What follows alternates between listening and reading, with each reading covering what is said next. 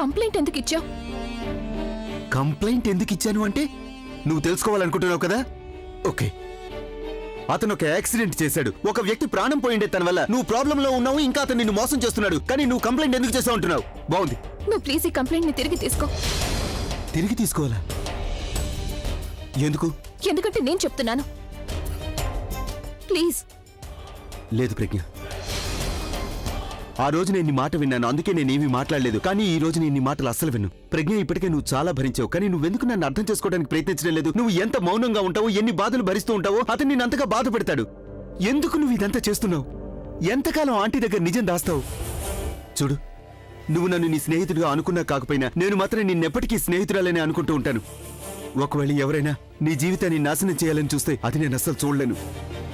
ఇప్పుడు అత్తవారింట్లో తనకి సంతోషం దక్కుతోంది. ఇక నా కూతురు మొహంలో ఎలాంటి బాధ కనిపించకూడదని నేను కోరుకుంటున్నాను. తన అత్తవారింట్లో సంతోషంగా ఉన్నంత వరకు నాకసలు ఏమీ కాదు. ఇంతవరకు జరిగిందంతా నాకు చెప్పే. ప్రజ్ఞ, అభి ఎక్కడా? ప్రజ్ఞ మాట్లాడు. అభి ఎక్కడా? నాకెందుకు ఇలా అనిపిస్తోందో తెలియడం లేదు, కానీ అతను దేనికోసమో నీ మీద పగ తీర్చుకుంటున్నాడు. ప్రజ్ఞ, నేను ఆ సమయానికి అక్కడికి వెళ్ళకపోతే ఆ వ్యక్తి చనిపోయి ఉండేవాడు.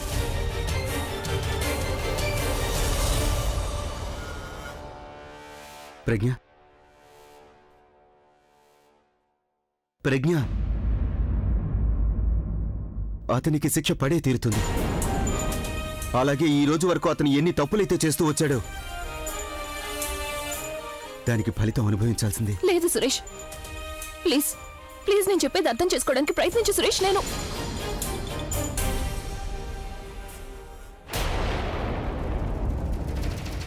నువ్వు పద నాతో పాటు.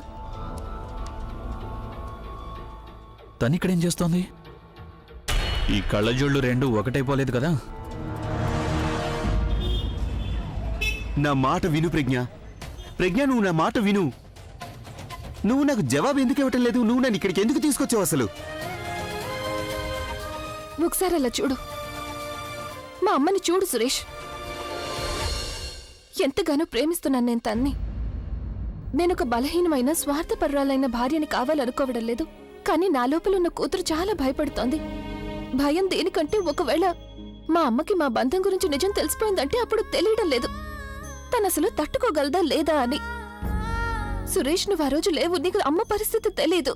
ఎప్పుడైతే తనకి మన బంధం గురించి నిజం తెలిసినప్పుడు, సురేష్, నేను నిజం చెప్తున్నాను, ఒక్క క్షణం నాకు భయం వేసింది అమ్మని కోల్పోతానేమో అని. నేను మళ్ళీ భయంతో బతకాలనుకోవడం లేదు సురేష్. నేను మళ్ళీ అమ్మని ఆ పరిస్థితుల్లో చూడాలనుకోవడం లేదు.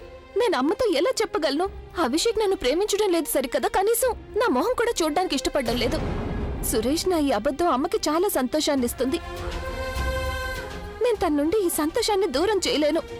నా వాళ్ళు సంతోషంగా ఉన్నంత వరకు నన్ను ఎవరు ఎంత కష్టపెట్టినా నేను సంతోషంగా భరిస్తాను.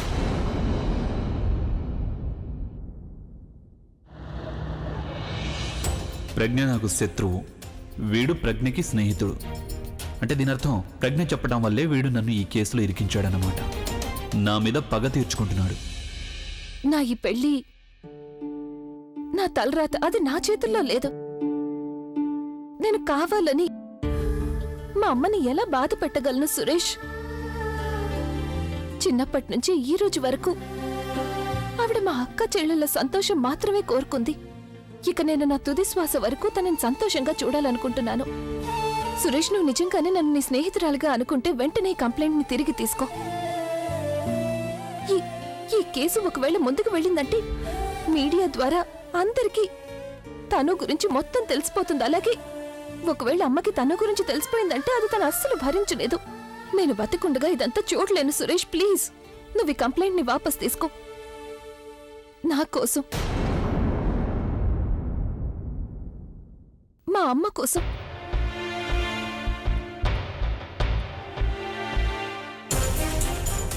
తనే వీడిని ఇక్కడికి తీసుకొచ్చి ఉంటుంది. ఒక్కసారి నాకు రెడ్ హ్యాండెడ్గా దొరికిపోయారంటే అప్పుడు చెప్తాను ఇద్దరి పని.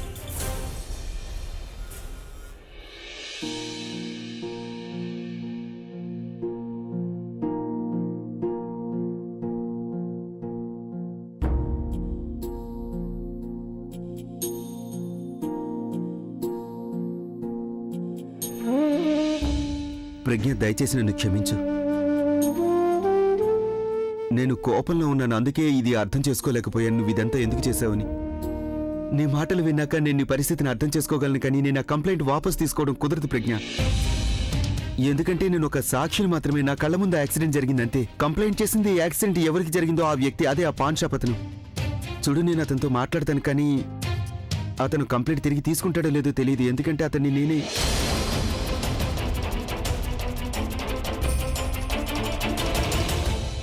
ప్రజ్ఞ, నువ్వేం కంగారు పడకు.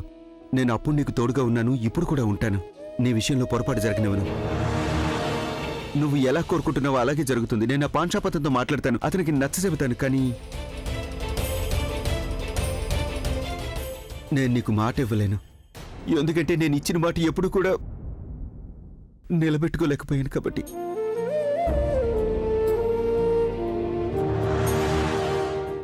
సురేష్, నువ్వు నా మాటను అర్థం చేసుకున్నందుకు చాలా సంతోషంగా ఉంది. Thank you. ఇదంతా అయితే సరే కాని ప్రజ్ఞ, కానీ వీటన్నిటి మధ్య నీ ప్రాబ్లం అయితే ఎప్పట్లాగే ఉండిపోయింది. ఎంతవరకు నువ్వు ఇలా... నేను ఇలా చూస్తుంటే చాలా కష్టంగా అనిపిస్తుంది. నా గురించి ఆలోచించి నువ్వేమీ బాధపడొద్దు సురేష్. ఎందుకంటే కష్టానికి కూడా ఒక హద్దు ఉంటుంది. దాన్ని నేనెప్పుడో దాటేశాను. ప్రజ్ఞ, కానీ ఇప్పుడు నేను ఏ కష్టాన్ని ఫీల్ అవ్వడం లేదు సురేష్. జీవితం అనే దారి చాలా పొడవైంది. నా జీవితం నా కుటుంబంతో ముడిపడుంది సురేష్. ఇక ఏ అబద్ధంతో అయితే నేను బ్రతుకుతున్నానో అది ఈ అబద్ధం కంటే ఎన్నో రెట్లు పెద్దది.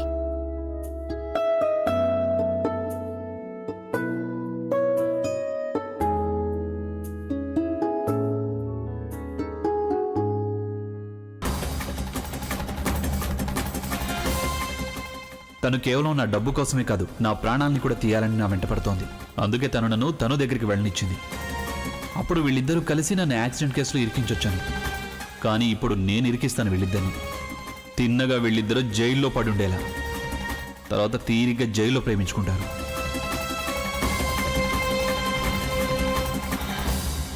నువ్వు తప్పకుండా ప్రయత్నించి చూడు. నేను వెళ్తాను.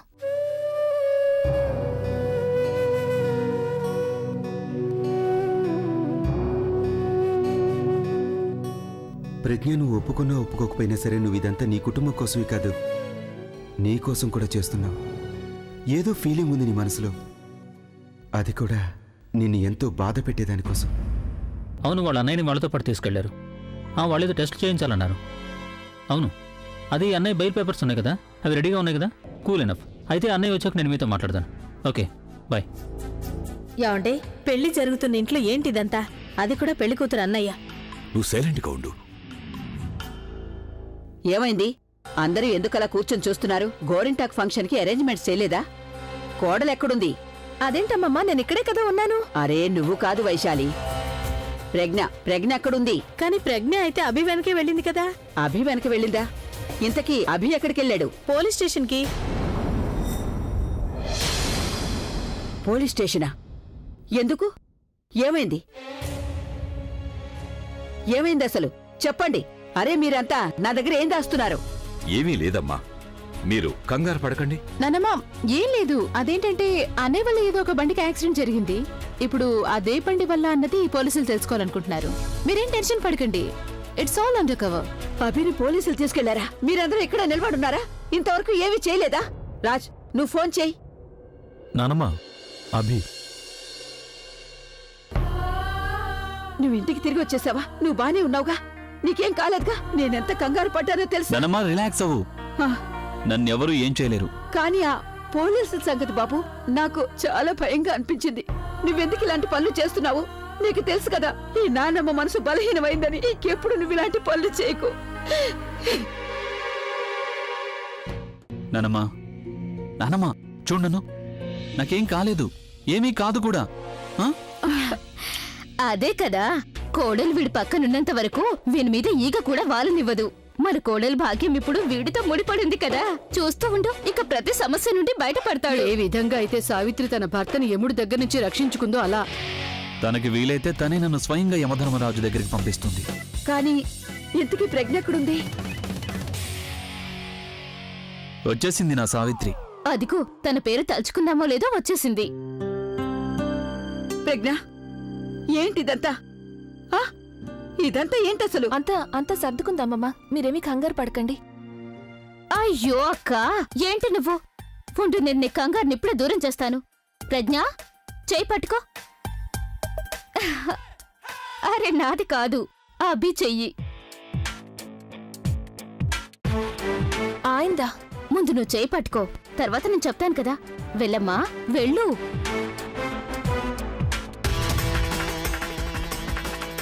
వెళ్ళు, చేయి పట్టుకో.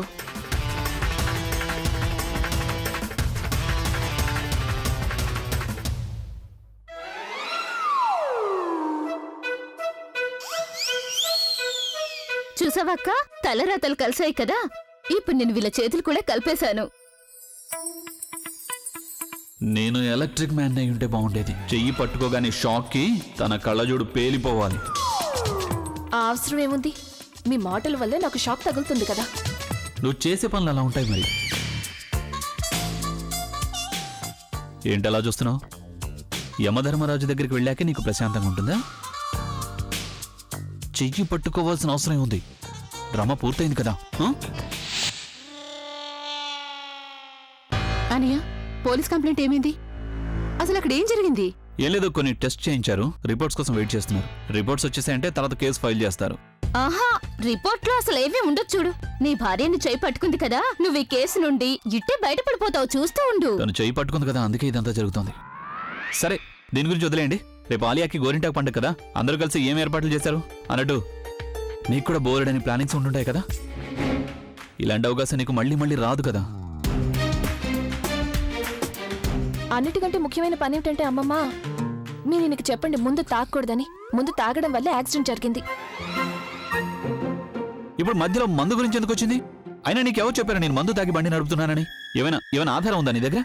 చూడు, ఏమీ తెలుసుకోకుండా ఆలోచించకుండా అడ్డం వచ్చినట్టు మాట్లాడుకు నువ్వు. అభి, అనవసరంగా వాదించొద్దు. అమ్మాయి చెప్తోందిగా, అందుకే ప్రామిస్ చేయి. వీడిలా చెప్తే వినడు. వీడితో మాట్లాడటం అసలు మానేయాలి. ఈ రోజు నుంచి నీకు నాకు మధ్య మాటలు లేవు. వీడితో మాట్లాడటం మానేస్తేనే వీడి బుర్రలోకి చెప్పిన మాటలు సరిగ్గా ఎక్కుతాయి. ప్రామిస్? What promise? అరే నువ్వే కదా ఇక మీదట మందు తాగనని ప్రామిస్ చేయమన్నావు. ఇప్పుడు ప్రామిస్ చేస్తుంటే మళ్ళీ అడుగుతావేంటి? ఏంటి ప్రామిస్ అని? ప్రామిస్. సరేలే. మందు తాగుతాను ఆ? అన్న ఉద్దేశం, రక్తం తాగుతాను. మందు తాగి బండి నడపన్నాను మా. రిలాక్స్. నువ్వు అనవసరంగా టెన్షన్ పడకు. నేనున్నాను కదా నీ ముందు, ఫిట్ అండ్ ఫైన్.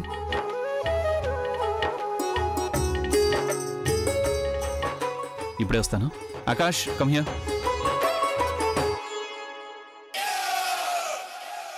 ప్రస్తుతానికి ఇది సరిపోతుంది. మిగతావన్నీ తర్వాత చూసుకుందాం.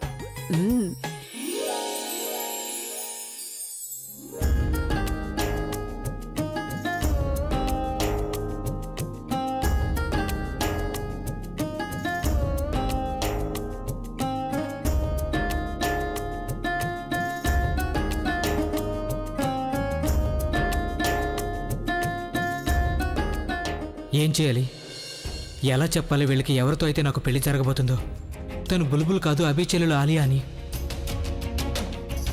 నేను వీళ్ళకి ఇప్పుడు చెప్పకపోయినా రేపు తెలిసిపోతుంది.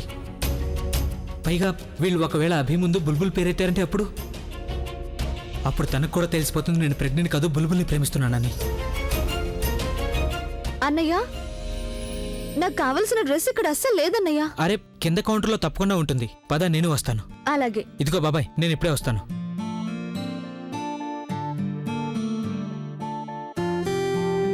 ఇక్కడ చూడండి. సరే, మీరిద్దరు ఇక్కడ చూస్తూ ఉండండి, నేను పిన్ని బాబాయ్ దగ్గరికి వెళ్తాను. చూపించండి.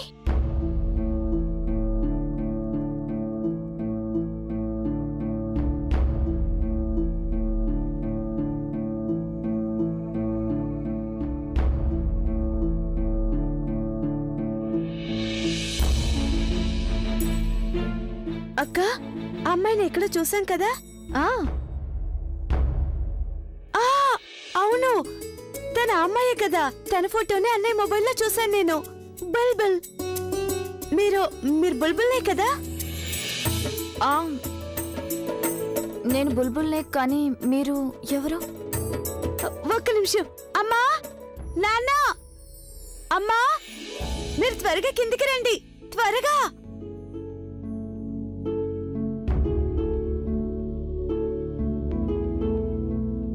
ఏమైందమ్మా? తన్ని గుర్తుపట్టారా? ఎవరమ్మా తను? అమ్మా తనే అమ్మా, మనందరం కలవాలనుకుంటున్నాం. బుల్బుల్. బుల్బులా? ఎలా ఉన్నావమ్మా? చాలా చక్కగా ఉన్నావు. భగవంతుడు నిన్ను సంతోషంగా ఉంచుతాడు. క్షమించండి అంకుల్ ఆంటీ, కానీ నేను మిమ్మల్ని గుర్తుపట్టలేదు. అయ్యో, నువ్వు మమ్మల్ని ఎలా గుర్తుపడతావు? మనం కలవడం ఇదేగా మొదటిసారి. అమ్మా బుల్బుల్, మేం ప్రవీణ్కి పిన్ని బాబాయిలు అవుతాం. ఇక వీళ్ళిద్దరూ మా కూతుళ్ళమ్మా. మేము ఎన్నోసార్లు అడిగాం ప్రవీణ్ని నిన్ను పరిచయం చేయమని. ఆ తర్వాత అనుకున్నాం రేపు నీ గోరింటాకు పండుగలో కలుసుకోవచ్చులే అని. ఎవరికి గోరింటాకు పండుగ? ఏంటొదినా, మీకు పెళ్లి జరిగినప్పుడు గోరింటాకు పండుగ కూడా మీకే కదా?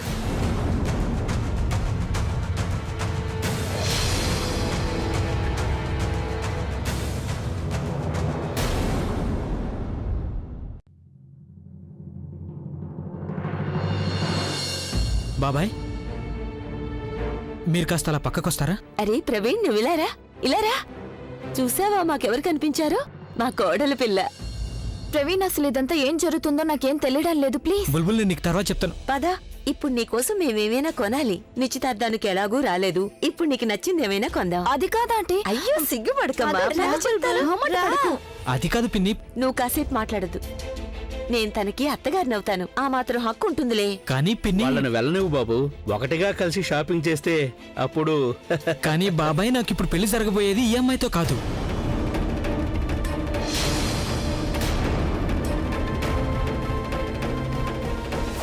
ఏంటి బాబు నువ్వు అనేది? నేను చెప్పేది నిజమే బాబాయ్. నాకు బుల్బుల్కి పెళ్లి జరగడం లేదు. మరైతే ఎవరితో నీ పెళ్లి జరగబోతోంది? ఆలియాతో, అభి చెల్లెలు.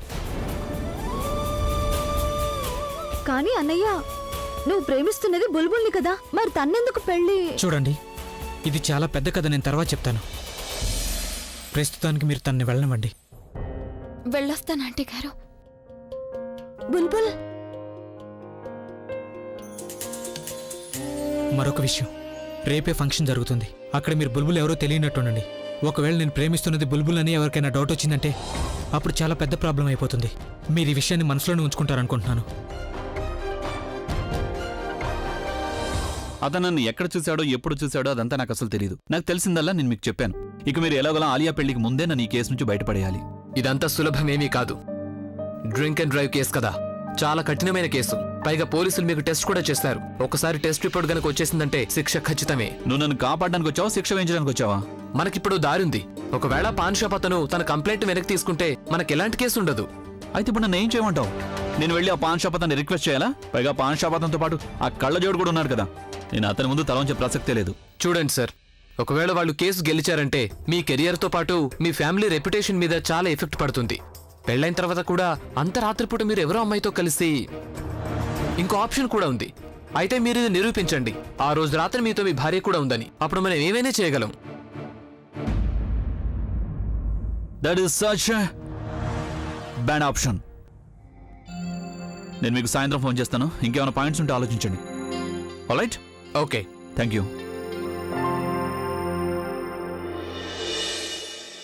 అందుకే చెప్తున్నాను, పెద్దవాళ్ల మాట వినుండాల్సిందని. ఇప్పుడు నిన్ను ఎవరు చెప్పారు మధ్యలో మాట్లాడమని? నా గురించి మాట్లాడకపోతే మధ్యలో మాట్లాడు కదా. వినడం నేర్చుకోండి. నేనెప్పుడు మంచి చెప్తాను. ఓ, అంటే నువ్వు నాకు చెప్తావు ఇప్పుడు ఏది మంచి ఏది చెడు అనేది? మీకు మంచి చెడుల గురించి ఆలోచన ఉంటే అమ్మమ్మ చెప్పగానే నన్ను పెళ్లి చేసుకుని ఉండేవారు కాదు. ఓహో, నువ్వు నా లైఫ్ ని బాగు చేయడానికి వచ్చాను అనుకుంటున్నావా? ఒకరిలో తెలివితేటలు తక్కువ ఉంటే మరొకరు బాధ్యతలు తీసుకోవాలి కదా. నా లైఫ్ బాగోవడం తర్వాత నీ కారణంగానే ఈ సమస్యలు ఇరుక్కున్నాను, అర్థమైందా? నా వల్ల కాదు, తను వల్ల. మంచి వాళ్లతో స్నేహం చేయండి, అంత మంచి జరుగుతుంది. నీ చెత్త సజెషన్స్ అన్ని నీ దగ్గర దాచుకో. నాకు చాలా బాగా తెలుసు నా విషయంలో నువ్వు ఎంత బాధ్యతగా ఉన్నావో. తెలిస్తే అది చాలా మంచి విషయం. మీకోసం గోల్డెన్ కలర్ షర్వాణి పెట్టాను, వెళ్ళి వేసుకోండి. త్వరగా వెళ్ళండి. ఓహో, ఒక్క నిమిషం. నీకేమనిపిస్తోంది? నువ్వు చూస్ చేసిన బట్టల్ని నేను వేసుకుంటానా? అవును, ఎందుకంటే అమ్మమ్మ చెప్పారు ఫంక్షన్ కి నేనేది సెలెక్ట్ చేస్తానో మీరు అదే వేసుకోవాలని. ఆర్డర్ వేస్తున్నావా? గుర్తులేదా కిందసారి నువ్వు ఆర్డర్ వేసినప్పుడు నీకేం జరిగిందో? నీళ్ళు. ఆర్డర్ కాదు, బాధ్యతగా ఉంటున్నాను.